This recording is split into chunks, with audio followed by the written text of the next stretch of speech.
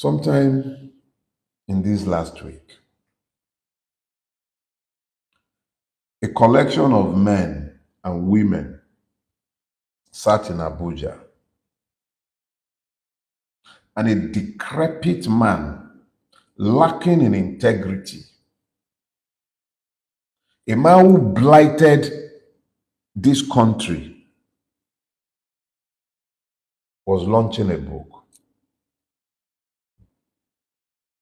He was launching a book where he essentially honed up to the crimes that he committed against the Nigerian people and the Nigerian state. A crime that culminated in the ruination of multiple lives, the death and burial of untold numbers in unmarked graves.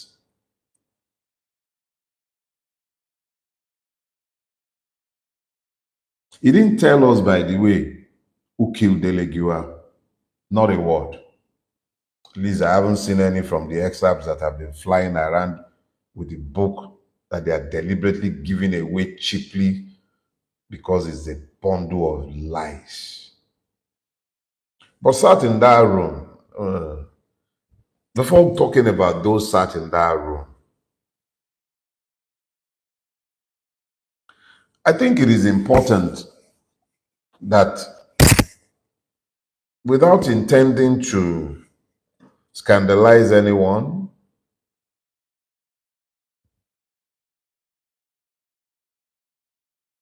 I must draw this parallel quickly. About 2-3 years ago,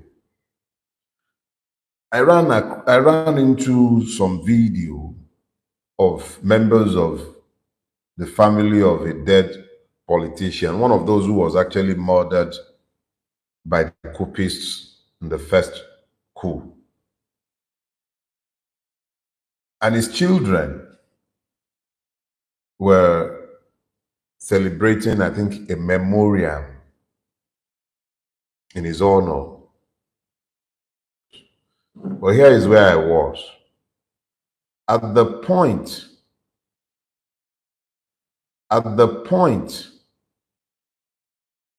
when their father was killed in the first coup, the man was reputed as being the most corrupt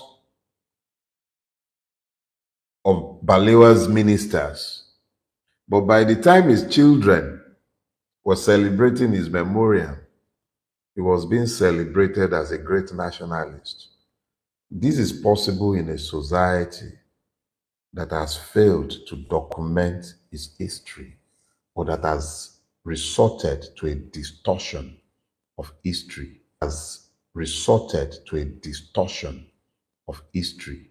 So those who should be examples of reprobates are being eradicated, even as the witnesses of that history have died out. So as a society, when you fail to document history, you concede the right to write whatever they care in their hagiographic exercises.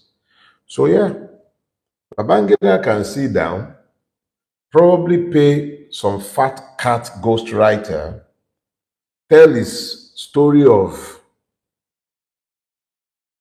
disservice to a people and to the memories of multiple persons whom he disrespected with his many lies, half-truths, and urban legends.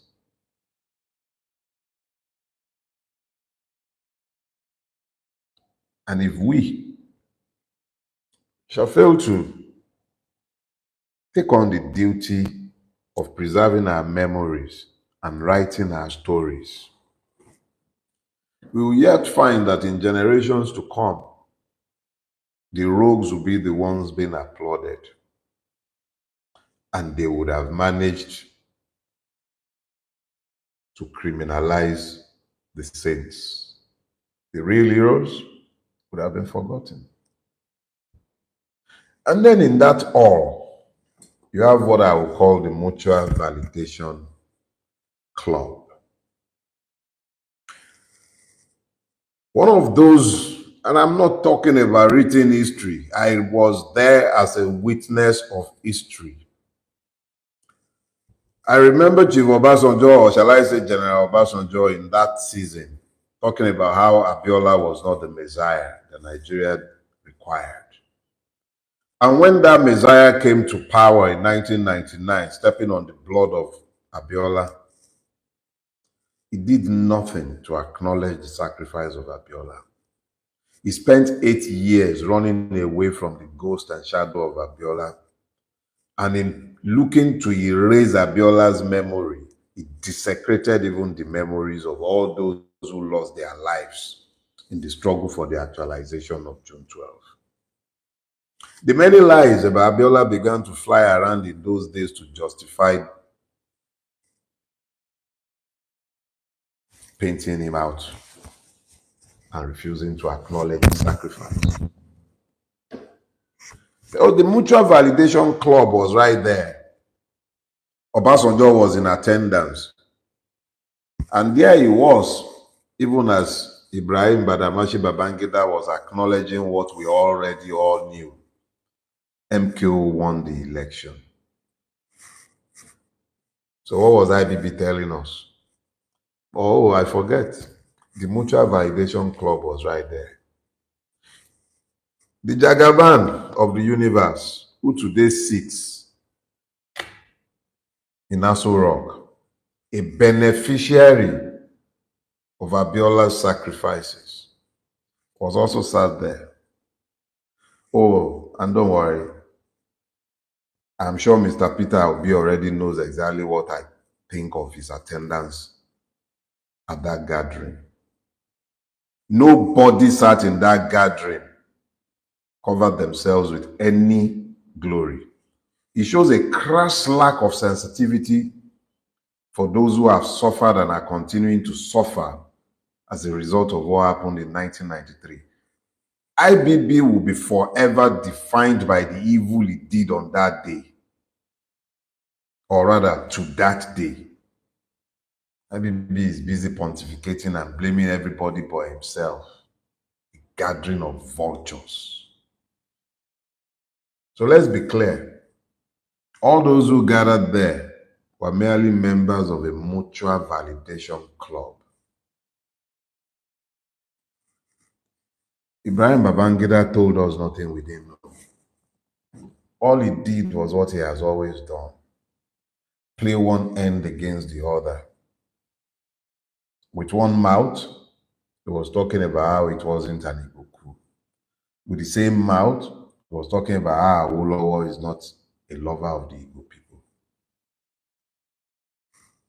What does it matter now? Which one is which? After how many dead? What does it matter? We have a duty to remember, because in this land, we're becoming a land of amnesiacs. We remember nothing of consequence, but we also forget nothing that will divide. The Igbo this, Yoruba that, Fulani this, Hausa that, Ijaw that. There is always a reason to be divided. There is always a reason to be divided. But have you seen them divided in their gathering of vultures? You forget too easily. But they never forget how easy it is to confuse you. They always stick with the script. We owe a debt to those who have died, not to forget. We owe a debt to ourselves who are yet alive, not to forget. We are the sum total of our memories, and when we as a collective forget everything of importance, how do we guide ourselves into our future? We owe a debt to those who have died. Moshood Kashimawo Olawale Abiola is no more today. He can't speak for himself. All the pernicious lies that have been told since his death to justify the annulment of the election, they were merely afterthoughts. I voted in that election. I wasn't a child. I was old enough to vote, and it was the first election in which I voted.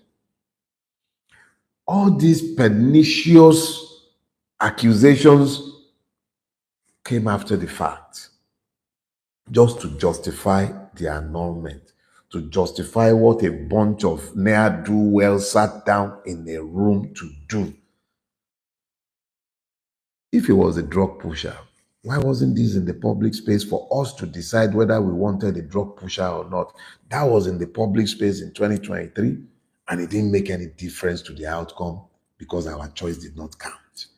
The only reason our choice did not count was because it did not in 1993. If our choices had mattered in 1993, they wouldn't have dared 30 years later to tell us to go to court. Let us be clear about that. We have a duty to the dead to remember. Those who died, whether they were active participants in the protests against Babangida, the subsequent ruination under Abacha, everything that followed from June 12, 1993 till date, all the evils that have overtaken this country are traceable to the many actions of Ibrahim Badamashi Babangida before June 12, crystallized on June 12. The ultimate expression of citizenship is the right to choose who leads you. That is the ultimate expression of citizenship. In the absence of the right to choose your leaders, you are not citizens, you are subjects. I expressed my right as a citizen to vote on the 12th of June, 1993. That right was taken away from me by a group of thieves led by Ibrahim Badamasi Babangida. Ably explained away by General Obasanjo.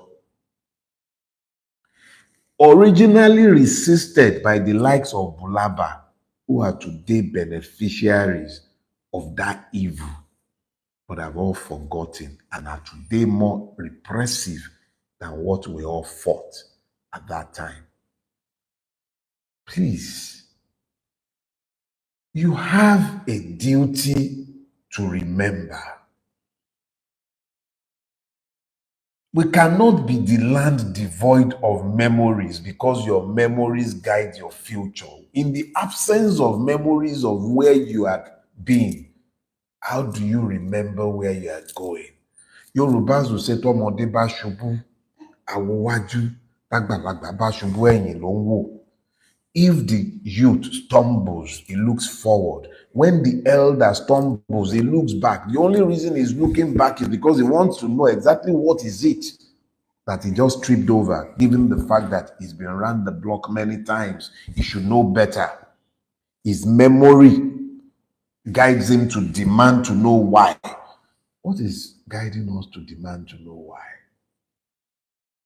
Do you really believe that 2023 would have happened if 1993 had not happened? When are you going to make these critical connects? IBB can never repay the debt he owes. Only God will demand recompense of him, because obviously those who have come after him have been even more worse than him.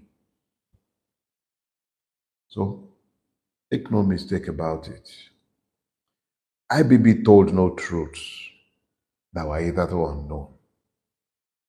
And he admitted to the most controversial of all, only in an effort to subjectify every one of the many lies by which he has defined his life. So move on. If you're looking for truth, stop doubting your own memories. Look for truthful accounts of history, and look for those who will tell you the truth. Do not be the land devoid of memories.